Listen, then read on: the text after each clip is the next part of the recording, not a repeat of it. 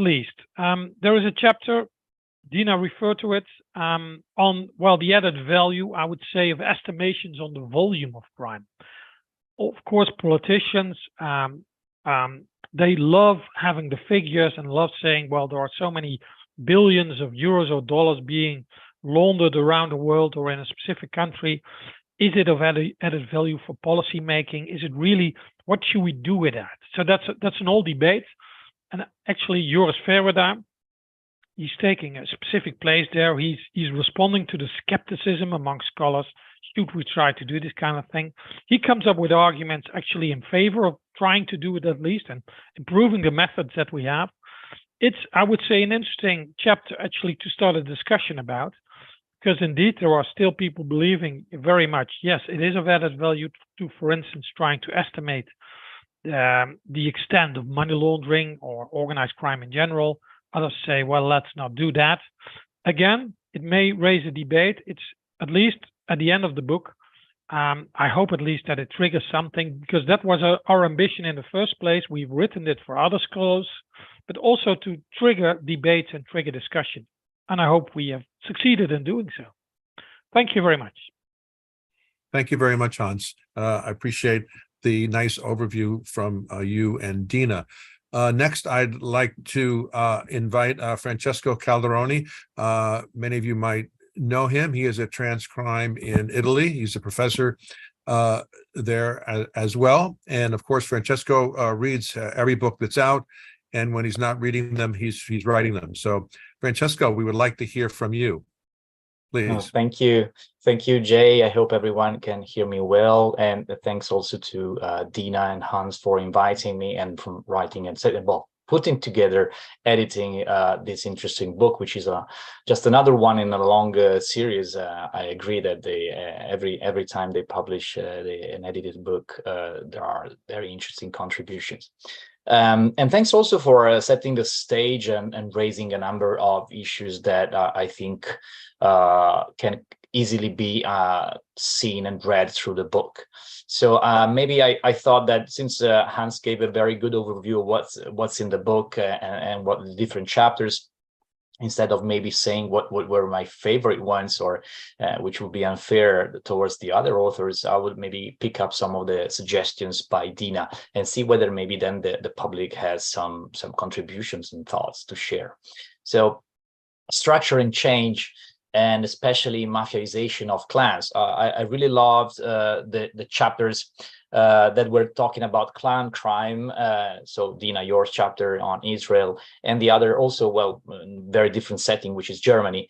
And I think this is very interesting. And I think recently we've seen some developments in organized crime research from, let's say, non-mafia traditional countries such as Italy, to engage more seriously with certain settings or contexts where mafia-like conducts or dynamics may occur.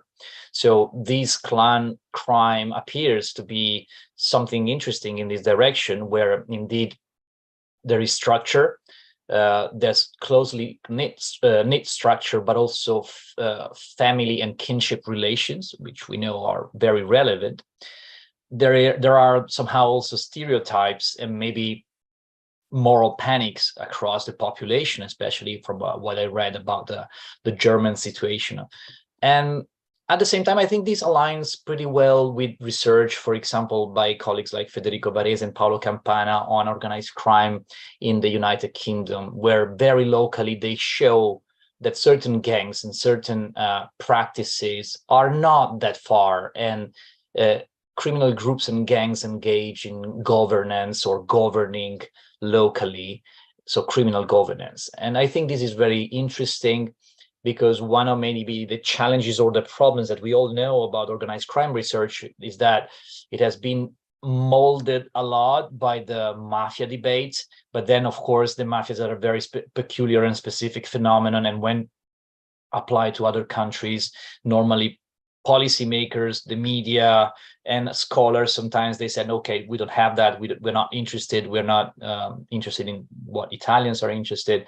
I think this research and these chapters in the book, so I really recommend them. They steer a little bit the discussion and say, okay, let's put aside the mafia thing. But if we look at closely connected individuals through family and kinship bonds, and some of them, sometimes many of them, engage in a criminal lifestyle or a criminal career, what are we talking about? So let's not call them mafias, let's call them clan crime. But I think in the end, it's very interesting and it's somehow refreshing. So I don't know whether it is a mafiaization of clans or whether, connecting to somehow also another point made by Dina, are we finally shedding a light on these patterns of interact and of crime that we have neglected?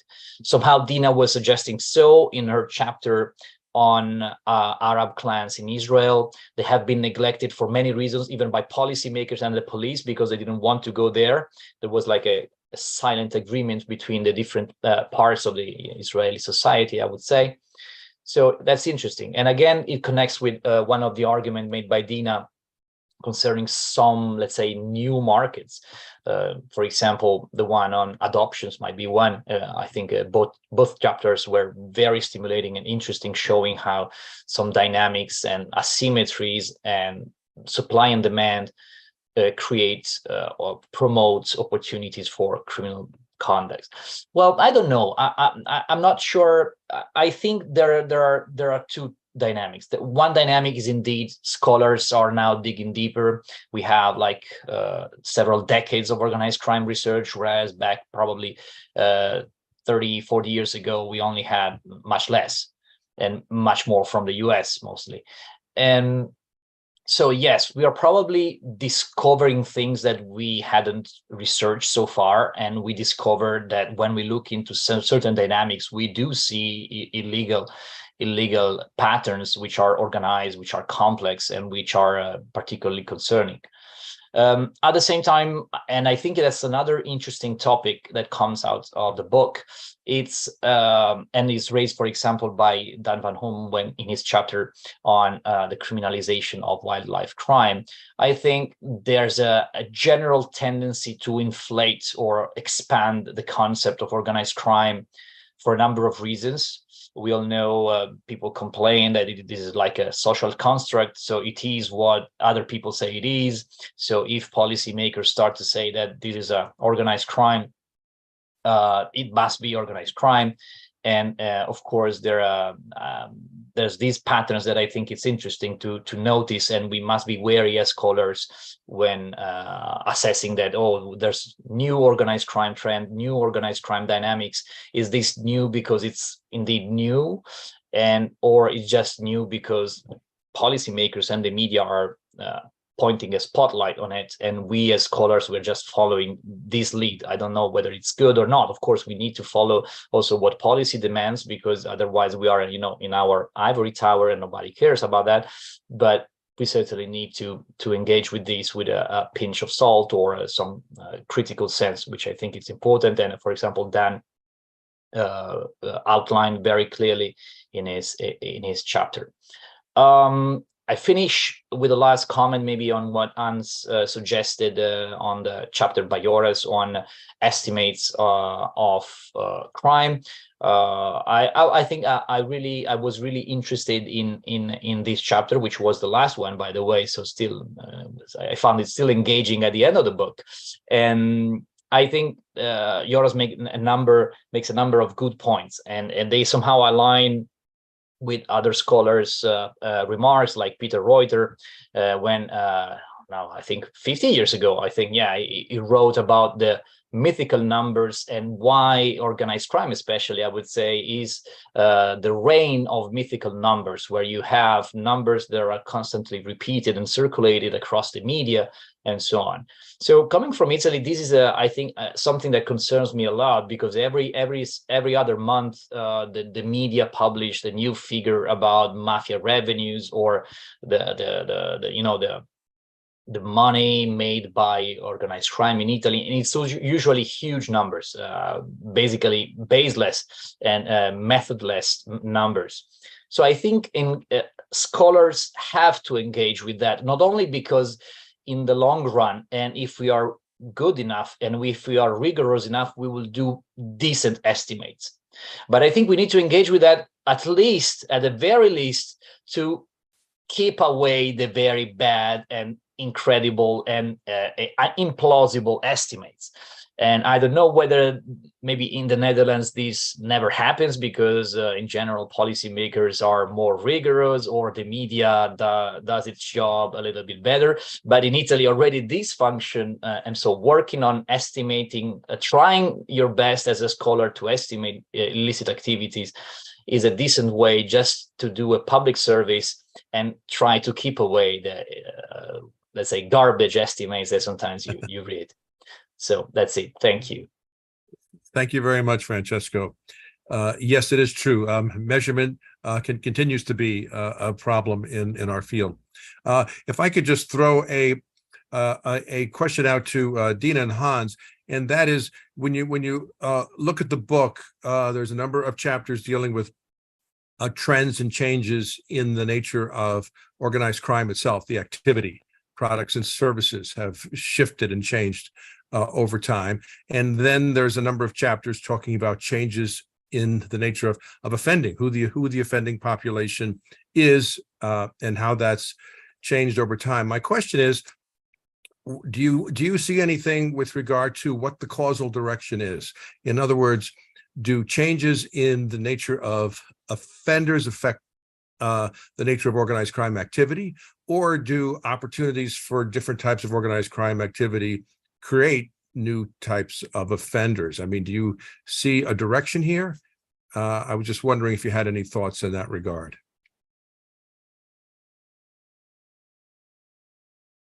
Hans, or shall Yeah, I? okay, I will start, and maybe you can add something to it. It is an intriguing question, Jay, I must say. And we only have a limited number of minutes left. But anyway, I will kick off by saying, I think one of the interesting developments in the field is also, when you look at studies, many of them nowadays are very much based on the idea of crime scripting, looking at the different steps that the criminals have to go through to commit their offenses in the first place, and looking at social network analysis and combining that. What is intriguing to see, of course, is that you see, and I don't think that's only unique for the Netherlands or Western Europe, that you see a number of people also getting involved in organized crime networks. That's what we tend to call late starters, people who get into criminal networks at a rather late stage of their lives, so they do not have a long criminal career, but somehow they are, as colleagues have mentioned, when you look at the social opportunity structure, that gives access to all kinds of possibilities. And somehow, because our society is changing, and I would particularly think, for instance, about cyber and ICT and all kinds of, in trying to get access, for instance, when it comes down, both for the more, let's say, the more classic forms of organized crime, like huge cocaine trafficking, for instance. But if I take that as an example, but I would say it applies to other markets as well, is that increasingly, of course, you have to deal, and this is also shown in this chapter on the Port of Rotterdam, that in order to get access, you need nowadays, because everything is computerized, so the whole process, by the way, and it's very much sealed off in a number of ways. So we have been able to put up barriers, specifically technically. So then you need experts, you need other people. So you need new players in the field somehow. So you're the people who we tend to call facilitators. So you need new types of people somehow who can play a pivotal role in the networks, because they have something to offer. They have a specific expertise. So our society, the changes in society somehow leads to a situation where I would say, okay, it leads to new modi operandi. You're in need as a criminal of new people who can support you, can help you out, who can facilitate all your criminal activities. So there you see a kind of a shift, I would say. Also, you're looking at, okay, who do I need to commit the crimes I have in mind? Mm-hmm. And then you may need other people as well. But this is just one aspect of it, I would say. Maybe Dina can add something to it as well. Yeah, I would like to just to give a remark to to answer Jay questions and also a remark to Francesco, because Hans mentioned latecomers or late starters.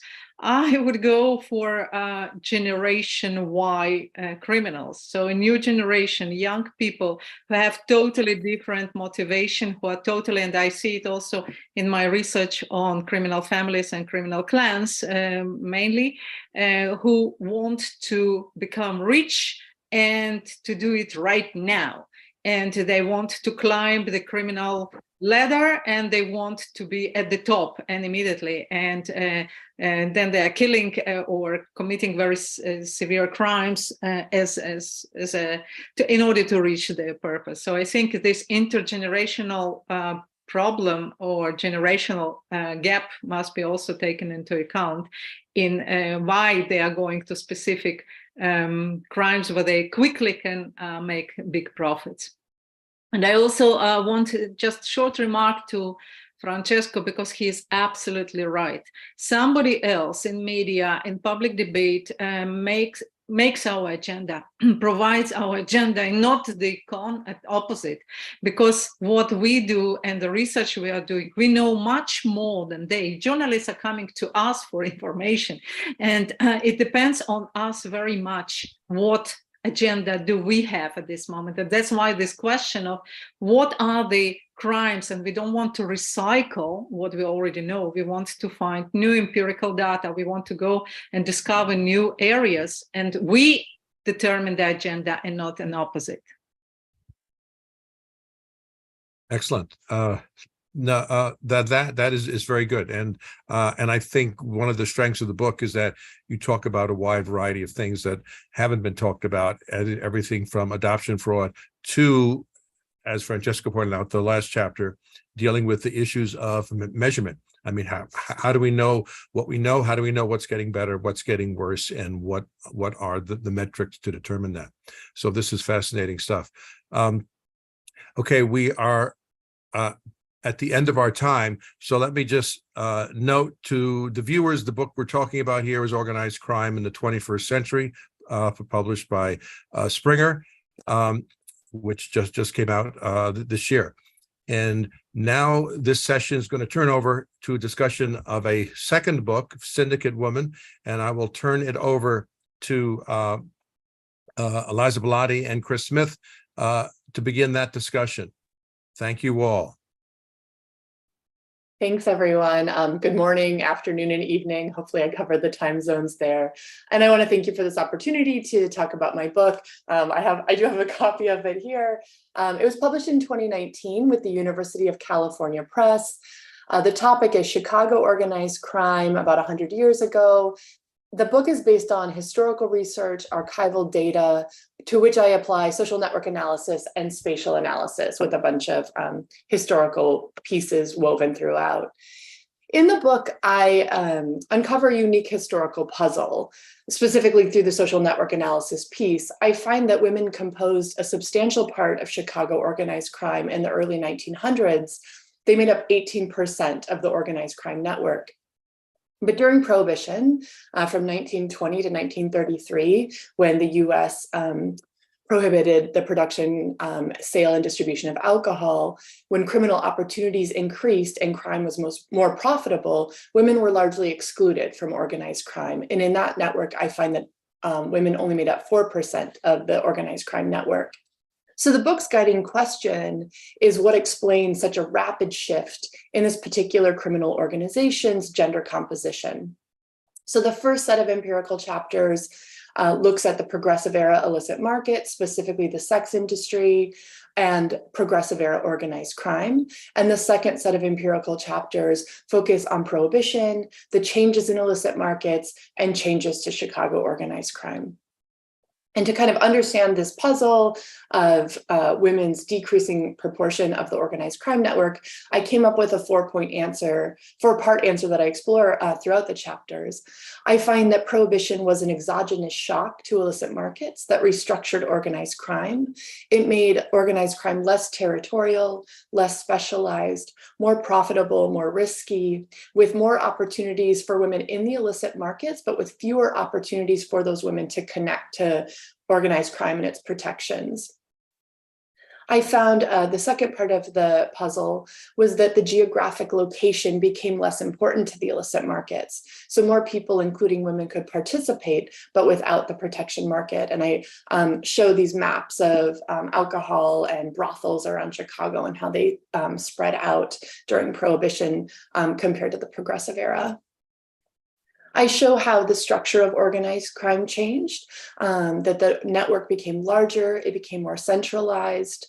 I argue that there's more powerful mob bosses hoarding opportunities and that these weren't equal opportunity employers, that men were included when women were largely excluded. And I link this to the arguments that centralized hierarchical structures limit opportunities for women. And the last part of the solution to my puzzle was that the prohibition markets were more profitable and higher risk, so that the women who I found that were in organized crime were more likely to be family members or romantic partners to organized crime men, which was a difference between the Progressive era compared to the, between the Prohibition era compared to the Progressive era. I argued there were more trusting relationships that pre-existed the organized crime relationships during the Prohibition era, and that there were fewer opportunities for women entrepreneurs to just buy into the network, to just buy into the protection aspect of organized crime.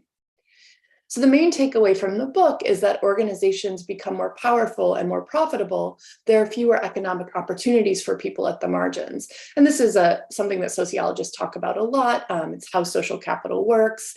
I link this to opportunity hoarding among elites, which is an economic sociological argument.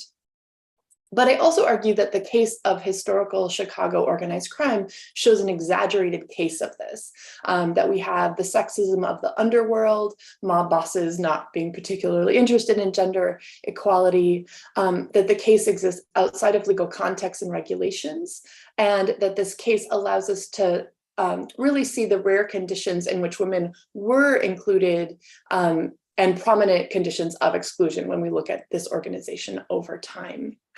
And I'm honored to have Elisa here to talk about the book. Thanks a lot, Chris, and thanks for having me discussing the book. So I was asked, when the book came out, I was asked to write a review of the book. So I got a copy and I read it and I really, really enjoyed it. So I remember I wrote my review for the book and then the editor came back saying like, are you sure you don't want to say anything maybe a bit more critical about the book? And I was like, not really, no, I really enjoyed it, I really liked it, and I think it's a great piece of work. My main expertise is not in criminology. I do some criminological work, but mainly from a network analysis perspective. So usually it's I get drawn into criminological projects because my colleagues usually ask me about social network or social network analysis. But recently I developed a very strong interest in gender and social networks. And I think Chris' book really shows an interesting piece of research, not just for criminal networks, but also for gendered network dynamics. So the book I found was very well written, engaging, interesting. And obviously, like, it's one of those books that you get into it thinking about, okay, well, I'm gonna be brought back into the Goodfellas atmosphere or Al Capone and those kind of movies. I always enjoyed when I was younger. But it really opens up several important aspects of research, not just for criminologists, but also for other disciplines. So historians, for example, will find a very good case of history that is not written by whoever, by the people who dominate. So we normally say that history is written by the victorious people, and the marginalized one usually lack the voice. And this is exactly the case. So what Chris shows is that all the materials that she managed to get her hands on, all those archives, do talk about women, but usually without even calling them with their own name. So then, like, there are very, very few women who deserve to be named with their full names.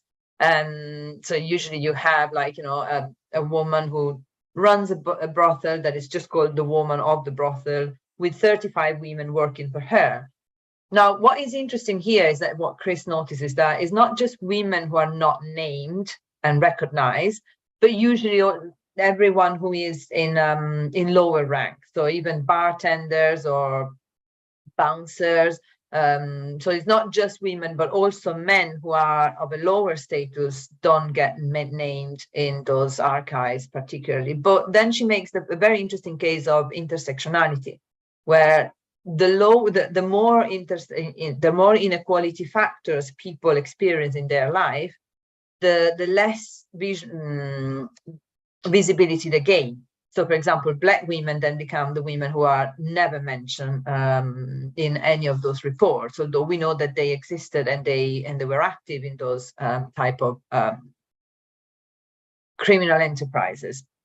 So I think the historians really find a case where Chris tries to reconstruct the history from the margins and from the people who normally don't get any visibility. And these also present a very interesting puzzles, because if those people are not very visible, then how do we detect them when we measure social networks? So this is something that I'm highly interested in. And I think that is not, I mean, it's clearly a problem when we observe criminal networks, that the people participating in these networks don't want to be seen. So we have a second layer of secrecy that makes our research much more complicated.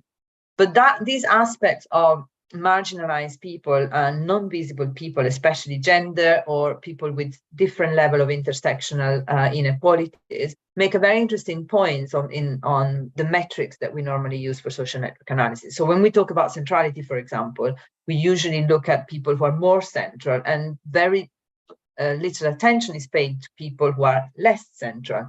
Or we usually look at main components or bigger components, and we normally leave aside the people at the margins or smaller components or at the peripheries of the networks.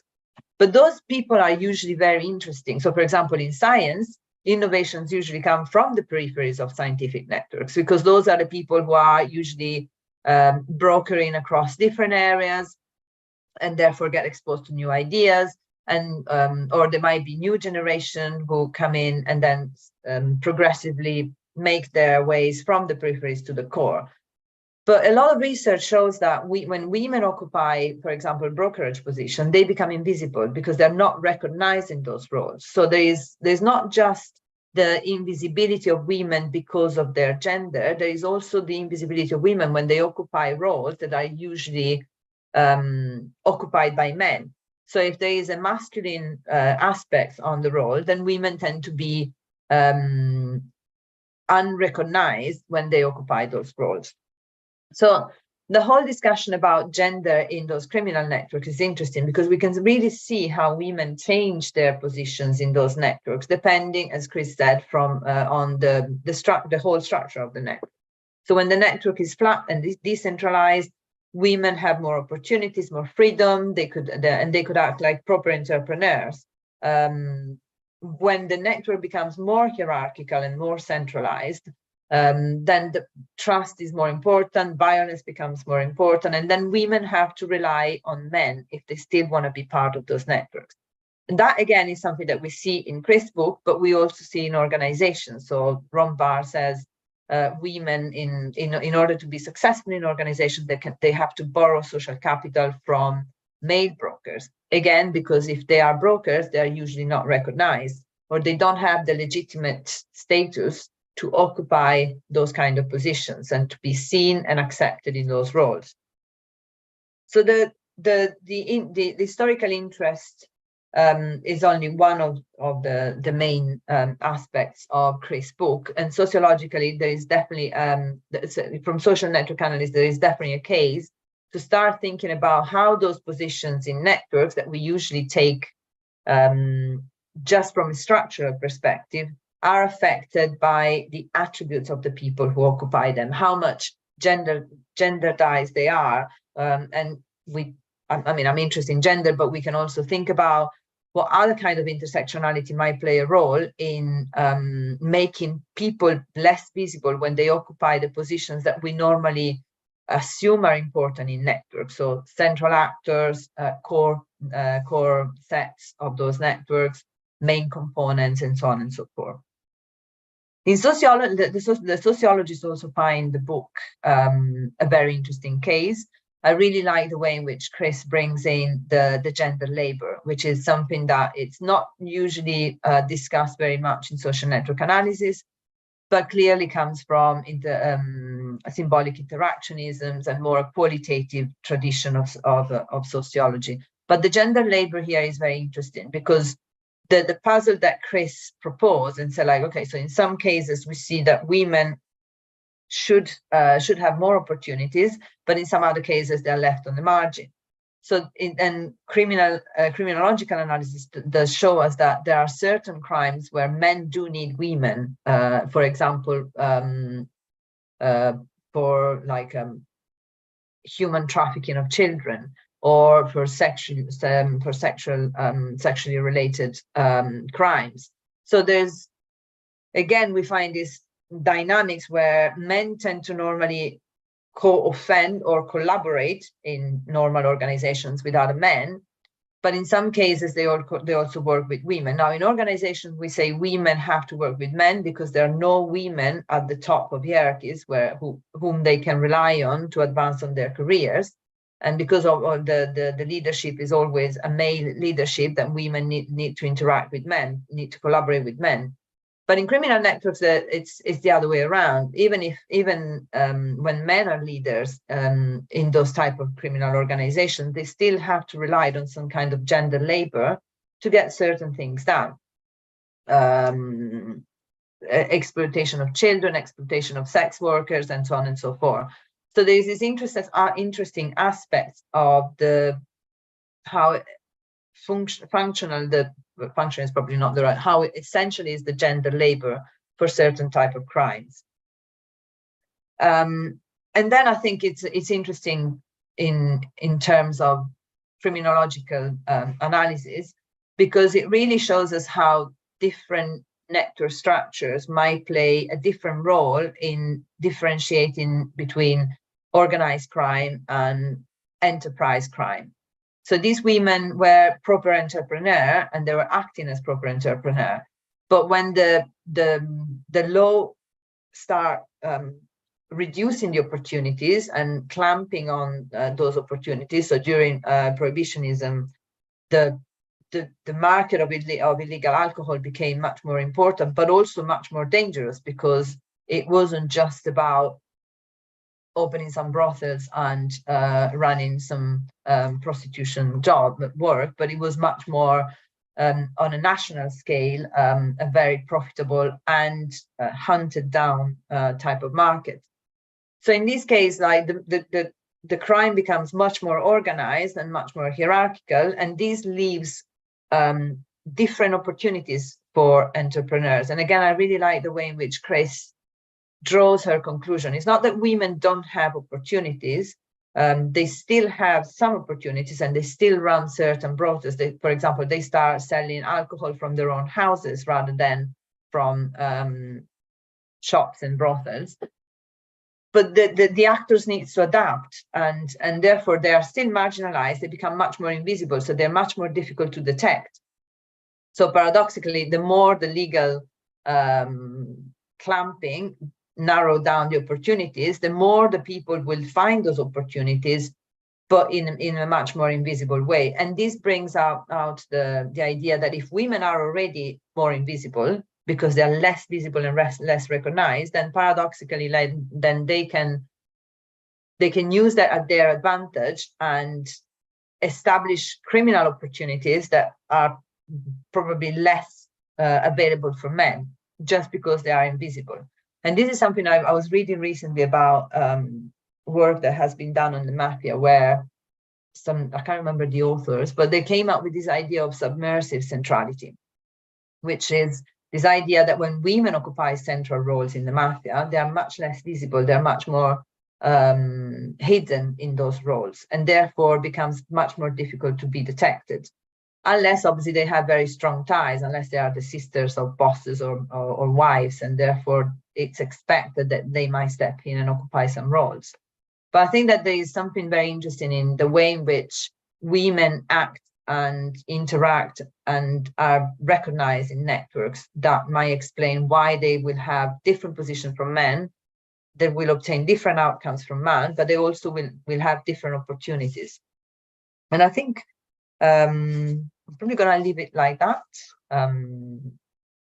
But yes, thanks for writing the book. It's one of the books I always cite and I give to my students because it's a very good example of gender and networks. Thank you. You were the first book review I got, and it was so heartening to receive it.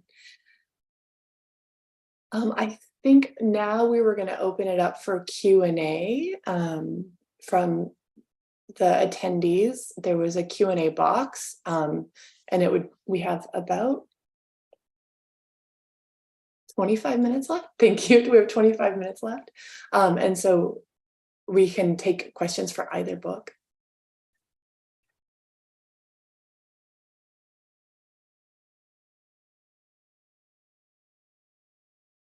If nobody has a question, I do have a question for Chris.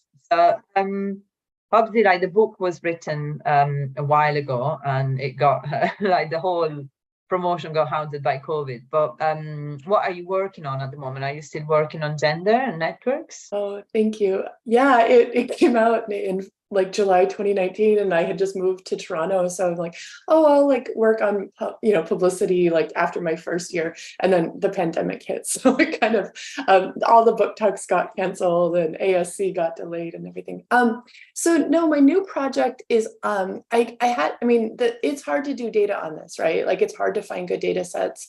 I was attending some of the 24-hour conference sessions yesterday on gender and organized crime, and the qualitative research coming out of this is just absolutely amazing, but then we don't have these larger structural pictures. And the panelists were all talking about data challenges and building these cases. And one of the historians was like, it's not like we all have the Al Capone networks to draw on from Chicago. I'm like, oh, that's what I use. And I think it's just kind of with this topic, it's a little bit hard to think about what's another case to build a network longitudinally. I think this case has, there's a preservation of the records that you don't find in all historical organized crime cases. And of course, contemporarily, this is really hard work to do unless you're relying just on legal documents. So my new research is focusing a little bit more on illicit markets and a little bit less on organized crime, though of course I'm assuming organized crime is in the background of the illicit markets. I'm doing a 30-year comparison from 1990 to 2020 of Chicago and Toronto, comparing sex work, drug dealing, and gambling, mostly using arrest data, but also trying to link it to some of the organizations that have been pushed out and that had a reputation of illicit market participation. So probably organized crime is in the background, but I don't have quite the rich archive that I had for Syndicate Women. Mm-hmm. But I guess gender is still very central in those. I'm definitely trying to keep like the gendered dynamics of the market front and central. My reviewers don't agree with that analysis, but that's typical. Because I think what is interesting when you look at gender in those cases is obviously there's this idea of organized crime as something that is somehow different from normal legal enterprises, although now the discussion is actually moving on where do we draw the line of what is organized, what is criminal, and what is, because then obviously organized crime use a lot of illicit facilitators or organizations and stuff like that, or they invest in a lot of illicit opportunities. So one thing that is interesting when you look at gender in networks is that how much policy intervene in trying to reduce gender differences, and how much those policies are. So, for example, there was a case where when policies are in place, paradoxically, a hierarchical network will serve a better purpose to women, because then the functions are all very defined and there is less opportunities to have those informal boys networks that might form when the structure is more flat. So there's some interesting intersections here on and obviously one of the cases I made recently in a research proposal was that if we compare women's in legal organizations to women's in illegal organizations, then obviously we don't have those policies trying to monitor what's happening with gender equalities or gender interactions and collaboration and stuff like that. So I think keeping both the criminal organization and the non-criminal organization together and comparing them across from a gender perspective, it's definitely quite an interesting task to do. So we've got something. Oh, there was a question in the chat. I think it's for the first book. I can read it out loud. Yeah, go ahead, Chris. Many scholars started to regard organized criminal organizations as mafia-like organizations when they infiltrate into government and central economic infrastructure as when they cooperate into new state formations. Would you agree if we think as Italian mafias as underground state-like organizations?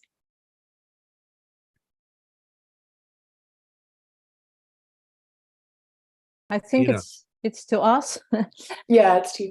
Yeah, Hans, you will, and Francesco, of course, you can answer the question as well, if you like.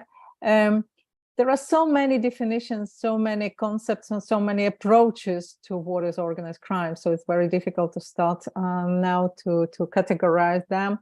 Some even think that mafia is a state of mind. It's even not organization. It's just but of course, when we are talking about the organized crime, not only structure, but its organization, it's changing view of in which activities to be involved and looking for new perspectives. It is a state inside the state. It is a parallel economy. It is something which is separated, but also at the same time, it is very much embedded and connected to the state.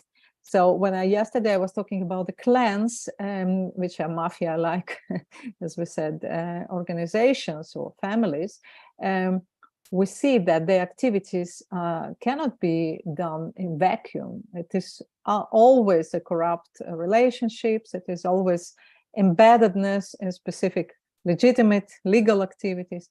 So if we think about Italian mafias, maybe Francesco, you can give a better example about it. But I think it's even not underground state-like organizations. It's very well known, and police is aware of the existence. And in my case, these criminal organizations, they were actually very well known to law enforcement and to journalists and to researchers and to the public, to the neighbors. So it is not something which is underground anymore. It's not a secret society. I don't know who wants to agree or disagree with me. It's okay.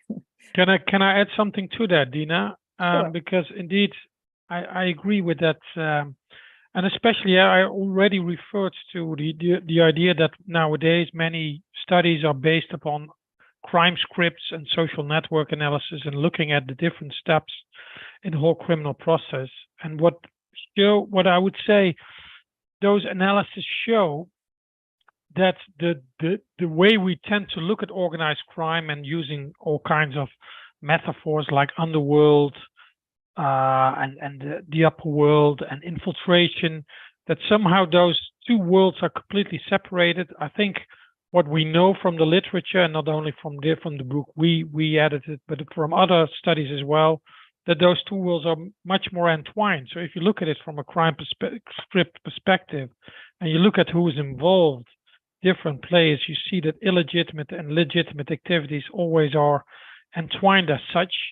So looking at them as purely underground or something that is something I think that many studies nowadays have revealed, that there's much more, well, I would say merging two worlds and coming together. So I would very much, but maybe, I don't know where Francesco, he's still there. He wants to comment on this as well, I think from an Italian perspective. So please, Francesco, go ahead. Okay, so, well, thank you very quickly, because I think it's, well, you two both commented somehow on this underground idea, and I agree with you. I don't think there's so much underground, so much hidden. If you just scratch a little bit the surface, you can find quite a lot of evidence of illegal practices and behavior. What I would say to the question is that I would criticize this idea of state-like. I mean, I agree that somehow a mafia has to have a connection with politics and the economy, but this makes it a governing actor. It participates in the government, in the governance of a society, but maybe this is a very Italian peculiar take, but it is not only the state that governs society. Society is governed by many other stakeholders. Think about labor union. Well, think speaking about Italy, and I'm from Catholic University, think about the church. So I would say that rather than a state-like organization, which I don't like, I don't think the mafia is a state-like or a quasi-state organization. I think is a one of the power brokers in a society.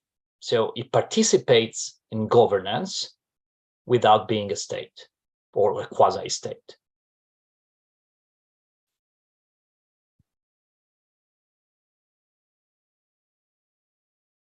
Interesting. Hans, anything? Maybe not in relation to this question, but there was a question to Chris and Eliza, maybe, if I can. Yes, you may.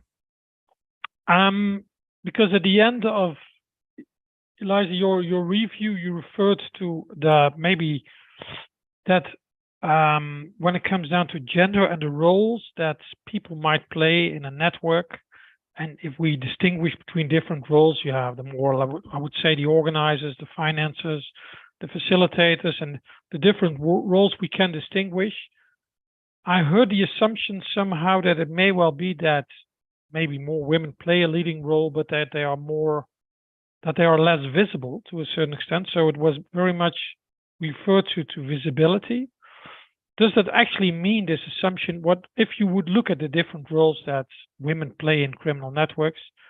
I could argue that many of them may play a facilitating role, mostly. We do not know that much about leading roles in organizations. There are, of course, some interesting case studies on that, but not that many. But does that apply? Because I was a bit puzzled at the end of the review. Does it mean that also women in a leading role may be less visible than men, for instance? Is that the assumption? So what I was referring, I used the concept of role as in structural terms, as role in a network. Okay, so not so much on the function that the person would use in a criminal organization. So it's not like that women are less visible if they are leaders, or if they have more opportunities as facilitators.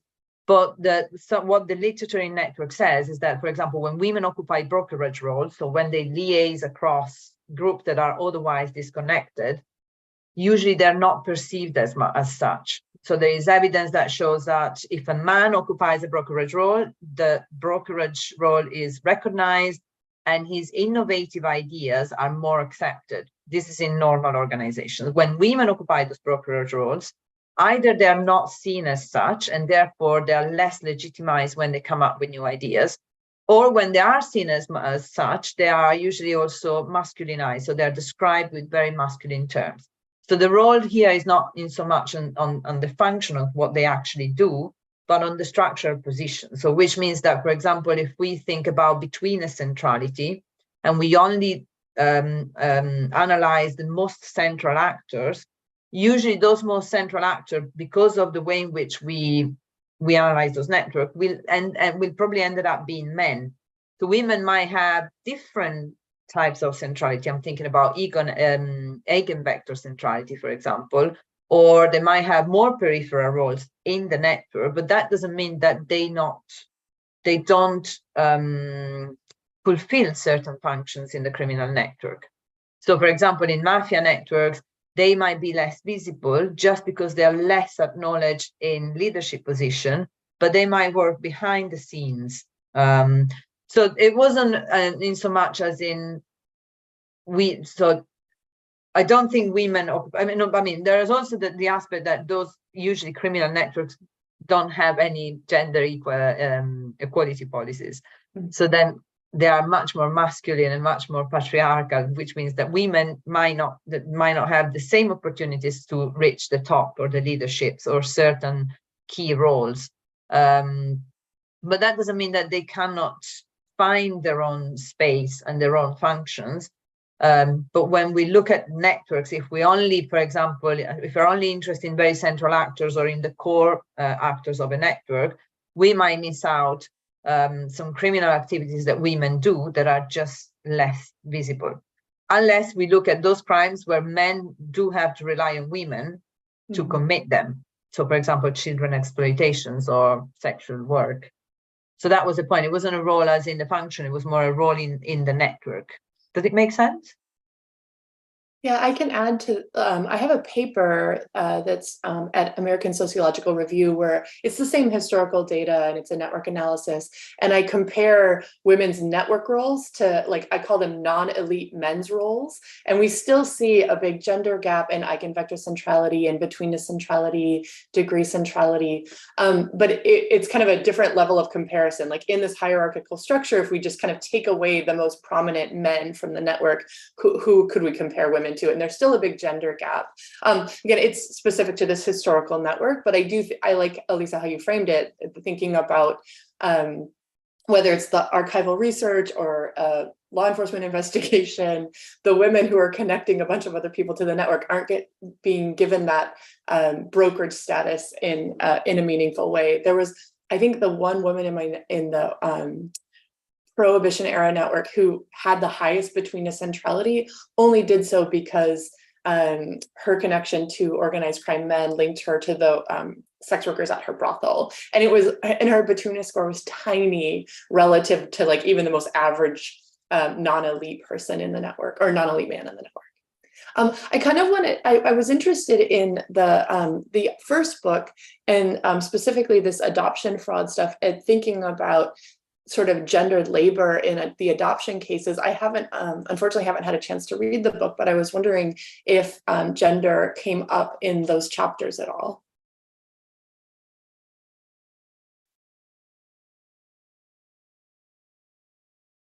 It was not specifically, it's an interesting thing. I could ask Elvira Leubel and Simon McKenzie whether they may have information on that. If I remember it correctly, especially in that chapter, they do look at specific roles and the actors and the interaction between all kinds of participants in looking at the role, for instance, at orphanages in other countries, youth welfare offices, lawyers, doctors, you name it, all the people involved in the whole process.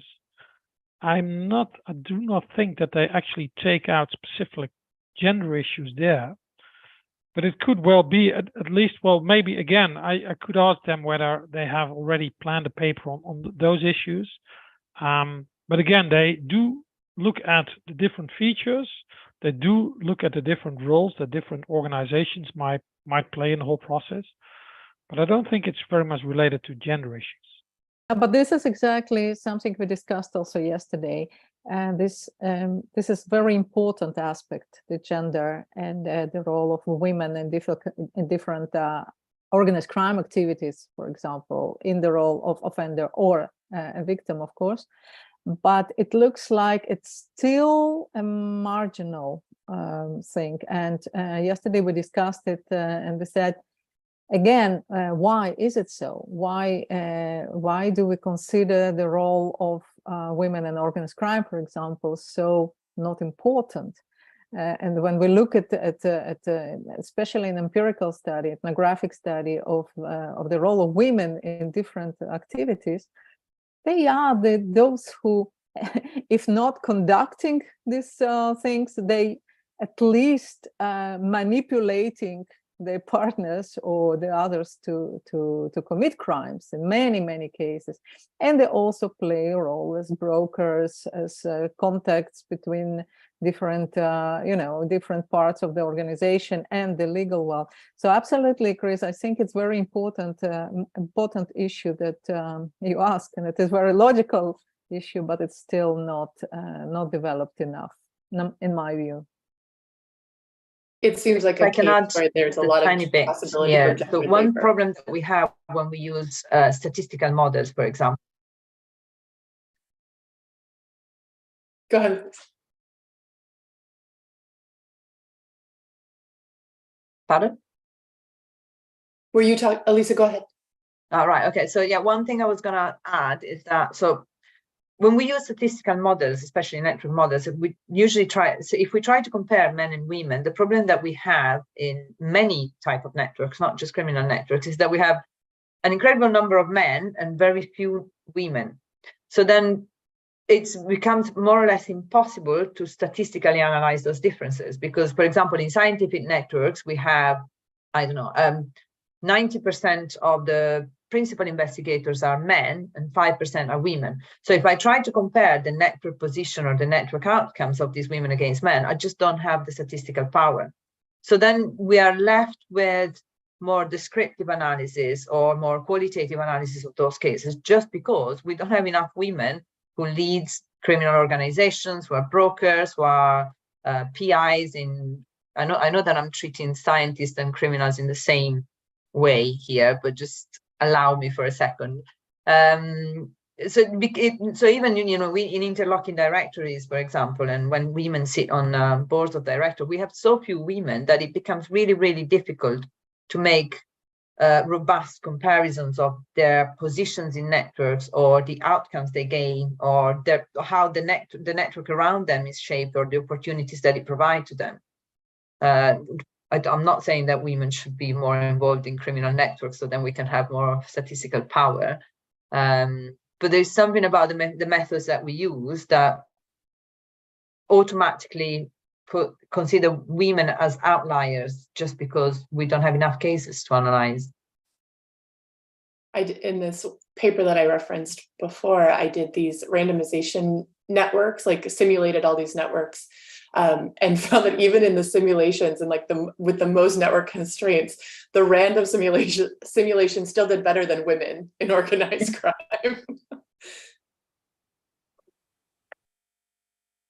We only have 2 minutes left.